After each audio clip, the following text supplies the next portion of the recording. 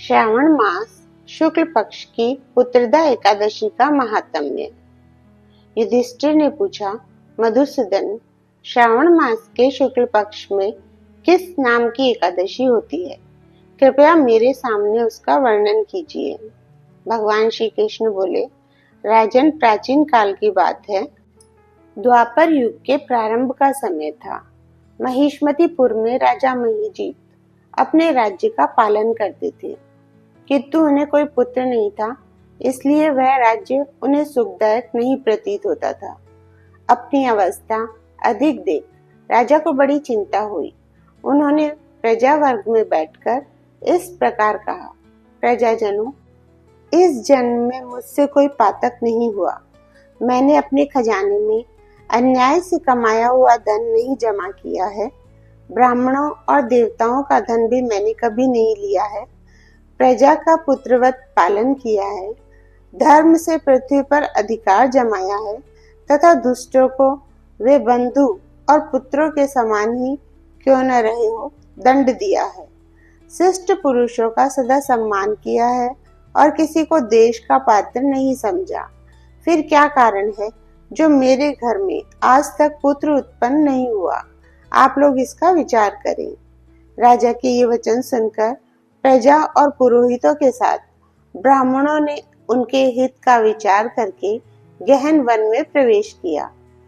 राजा का कल्याण चाहने वाले वे सभी लोग इधर उधर घूमकर ऋषि सेवित आश्रमों की तलाश करने लगे। इतने ही में उन्हें मुनि श्रेष्ठ लोमस जी का दर्शन हुआ। लोमस जी धर्म के तत्वज्ञ, संपूर्ण शास्त्रों के विशिष्ट विद्वान, दीर्घायु और महात्मा है।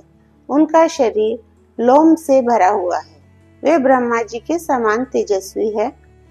एक एक कल्प बीतने पर उनके शरीर का एक एक लोम विशीर्ण होता टूटकर गिरता है, इसलिए उनका नाम लोमश हुआ है। वे महामुनि तीनों कालों की बातें जानते हैं। उन्हें देखकर सब लोगों को बड़ा हर्ष हुआ।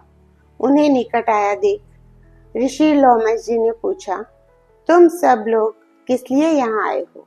अपने आगमन का कारण बताओ।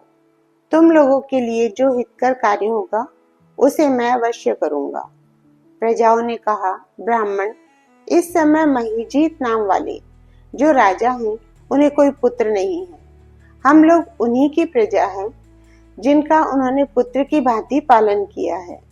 उन्हें पुत्रहीन देख उनके दुख से दुखित हो हम तपस्या करने का दृढ़ निश्चय करके यहाँ आए हैं। द्विजोत्तम, राजा के भाग्य से इस समय हमें आपका दर्शन मिल गया है। महापुरुषों के दर्शन से ही मनुष्यों के सब कार्य सिद्ध हो जाते हैं। मुने, अब हमें उस उपाय का उपदेश कीजिए जिससे राजा को पुत्र की प्राप्ति हो। उनकी बात सुनकर महर्षि लोमस जी 2 घड़ी तक ध्यान मग्न हो गए। तत्पश्चात राजा के प्राचीन जन्म का वृतांत जानकर उन्होंने कहा, प्रजावृंद सुनो। राजा महिजीत पूर्व जन्म में मनुष्यों को चूसने वाला धनहीन वैश्य था। वह वैश्य गांव-गांव घूमकर व्यापार किया करता था। एक दिन जेठ के शुक्ल पक्ष में दशमी तिथि को जब दोपहर का सूर्य तप रहा था, वह गांव की सीमा में एक जलाशय पर पहुंचा। पानी से भरी हुई बावली देखकर वैश्य ने वहां जल पीने का विचार किया। इतने ही में वहां बछड़े के साथ एक गौ भी आ पहुंची। वह प्यास से व्याकुल और ताप से पीड़ित थी, अतः बावली में जाकर जल पीने लगी। वैश्य ने पानी पीती हुई गाय को हाँककर दूर हटा दिया और स्वयं पानी पिया। उसी पाप कर्म के कारण राजा इस समय पुत्रहीन हुए हैं। किसी जन्म के पुण्य से इन्हें अकंटक राज्य की प्राप्ति हुई है।